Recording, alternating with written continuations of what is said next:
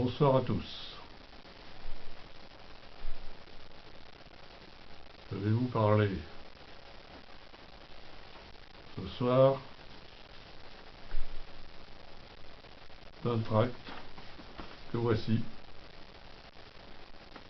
Ce tract, nous l'avons écrit et diffusé il y a déjà 3 ans. Il s'intitule Alarme citoyen, Parti psychologique de France. Alarme citoyen, ça fait référence quelque part à une alerte, une mise en garde. Un peu comme aux armes citoyen. Alarme citoyen. Alarme citoyen. Aux armes citoyen. Je vais vous révéler le contenu de ce tract. Parti psychologique de France. Raconter des histoires en français. 3 ans avant l'échéance, ils sont tous polarisés sur les élections présidentielles de 2017. C'était il y a 3 ans. On y est maintenant, nous y sommes. Les hommes et une femme politique sont déjà lancés dans une bagarre quasi hystérique.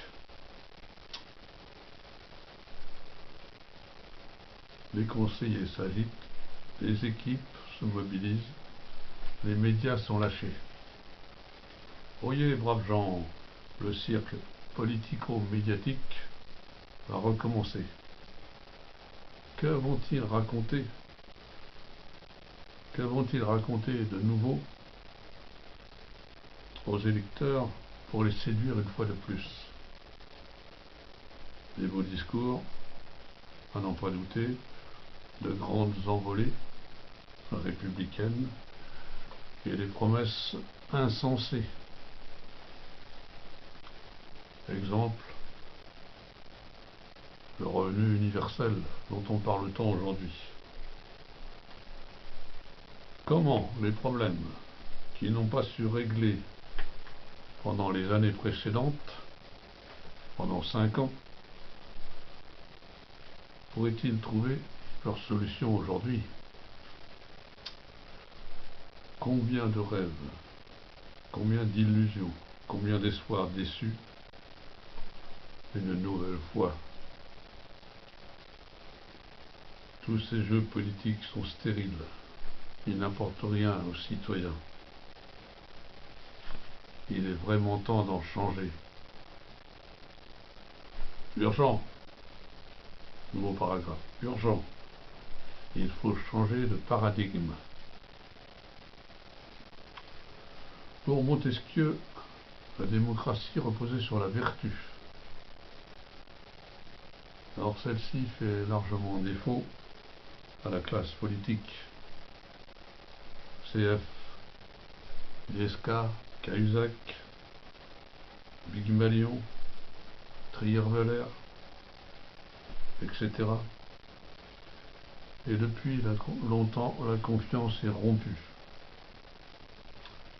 En seulement 2 années, François Hollande a réussi à faire l'unanimité contre lui. Aujourd'hui, il a jeté l'éponge. Du fait de ses inconséquences, inverser la courbe du chômage, la République exemplaire, la politique économique, on s'en rend compte aujourd'hui. Un bon candidat à l'élection ne fait pas forcément un bon président de la République. La psychologie du personnage est aussi importante que son idéologie. Un chef de l'État doit être exemplaire. Il doit être capable de mobiliser les énergies de ses concitoyens. Si les Français avaient pu démasquer le profil psychologique du candidat Hollande, soyez certains qu'il ne l'aurait pas élu à la tête du pays. Il faut donc changer de modèle.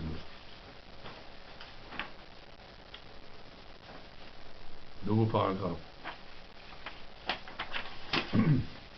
Un nouveau modèle, psychologie et démocratie.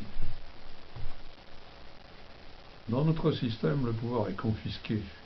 Le peuple n'est pas souverain, car les élites le tiennent à l'écart. Les Français sont infantilisés, alors qu'en Suisse, c'est tout le contraire. Nos voisins peuvent voter une foule de décisions grâce au référendum populaire. Sur 40 années, ils ont été consultés 453 fois par référendum. En France, à peine une vingtaine de fois. Il faut donc proposer d'autres méthodes. Sur le plan psychologique, une évaluation psychologique des candidats est indispensable. Psychologie, qualité, énergie, charisme, compétences. Cette étude devrait prévaloir sur toutes les autres considérations. Les promesses, les slogans, les 500 signatures, etc. Par ailleurs, le dynamisme d'un pays, surtout en temps de crise, dépend essentiellement de l'énergie de sa population. Or, cette force vitale est bridée par des pesanteurs nombreuses. L'énergie doit être libérée en promouvant le développement psychologique de tous les citoyens. Et cela pourra se faire en intégrant la psychologie à tous les stades de l'éducation. Nouveau paragraphe. Sur le plan démocratique, la France est un pays divisé, fragmenté, figé, qui se bloque, qui gaspille son énergie, son intelligence et son génie. La France est mal dirigée. La classe politique est discréditée, déphasée, déconnectée de la réalité. Pourtant, il y a tant de choses à essayer, à changer, à inventer. Par exemple, sur la question des élections, voici ce que nous proposons. Le vote obligatoire, les référendums populaires, des élections regroupées, à un seul tour, un président élu pour 7 ans, mais révocable, un gouvernement à la proportionnelle,